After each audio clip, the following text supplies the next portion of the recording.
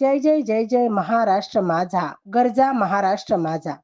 संताजी तानाजी धनाजी शिवरायांची धरती. संताजी तानाजी धनाजी शिवरायांची धरती. कधी न झुकली जुलमापुढती. अशी मराठी माती, अशी मराठी माती. लोकशाहीचा युगकर्ता हा राजांचा राजा. लोकशाहीचा युगकर्ता हा राजांचा राजा.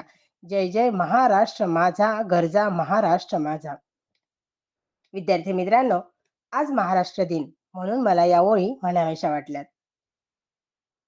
विद्यार्थी मित्रांनो, तुम्हा सर्वांना महाराष्ट्र दिनाच्या खूप खूप खूप शुभेच्छा. मी आज तुम्हाला आपला महाराष्ट्र, संयुक्त महाराष्ट्र कसा झाला याची थोडक्यात माहिती सांगणार आहे.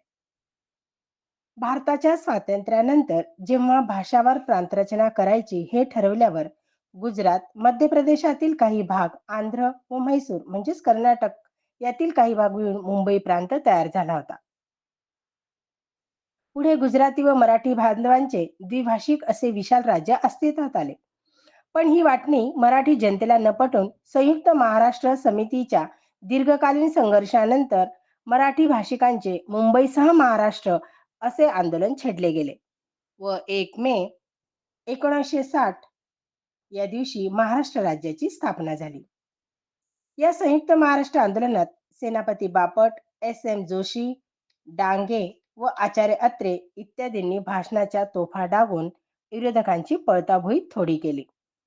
जन आंदोलनाच्या प्रचंड रेट्यामुळे महाराष्ट्र धर्म वाढवावा हा समर्थांचा महामंत्र समितीने खरा केला व पहिले मुख्यमंत्री यशवंतराव चव्हाण यांच्या हाती महाराष्ट्र राज्य स्थापनेचा कलश पंडित जवाहरलाल नेहरूंनी सुपूर्द केला.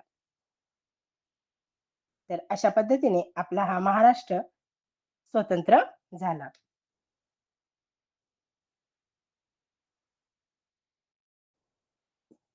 त्याचप्रमाणे विद्यार्थी मित्रांनो, आज कामगार दिन सुद्धा आहे.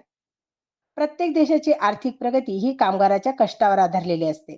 त्यामुळेच कामगारांच्या सन्मानार्थ 1 मे हा कामगार दिन जगभर साजरा केला जातो. आंतरराष्ट्रीय कामगार संघटना ही युरोप खंडातील जिनेव्हा शहरात 1919 मध्ये स्थापन करण्यात आली. ती कामगार, मालक व सरकार यांना एकत्र करण्यासाठी कामगार जीवनाशी संबंधित सर्व प्रश्नांचे संशोधन, माहिती संकलन, मार्गदर्शन, बेकारी निवारण इत्यादी बाबतीत ही संघटना भरीव कार्य करते आहे. इसवी सन 1920 साली अखिल भारतीय कामगार संघटना स्थापन झाली. नंतर इंटक व 1948 साली हिंद मजदूर सभेची स्थापना झाली. अशा अनेक संघटना आताही निर्माण झाल्या असल्या तरी कारखाने, उद्योगधंदे बंद पडत चालले आहेत. करणामुळे मनुष्यबळ कमी लागत आहे. कामगारांसाठी नवा कंत्राटी कायदा आणून ठेकेदारी कायदेशीर करण्यात आली आहेत. काम करून घ्यायचे व नंतर त्यांना कमी करायचे असा शॉर्टकट मालक वर्गाला सापडलाय. त्यामुळे हजारो कामगारांच्या वेतनाचे, राहणीमानाचे, उदरनिर्वाहाचे, संरक्षणाचे प्रश्न पुन्हा आ वासून उभे आहेत. त्यांची सोडवणूक यादीने केली जावी. हो ना? पुन्हा एकदा तुम्हा सर्वांना महाराष्ट्र दिन आणि कामगार दिनाच्या खूप खूप शुभेच्छा. धन्यवाद.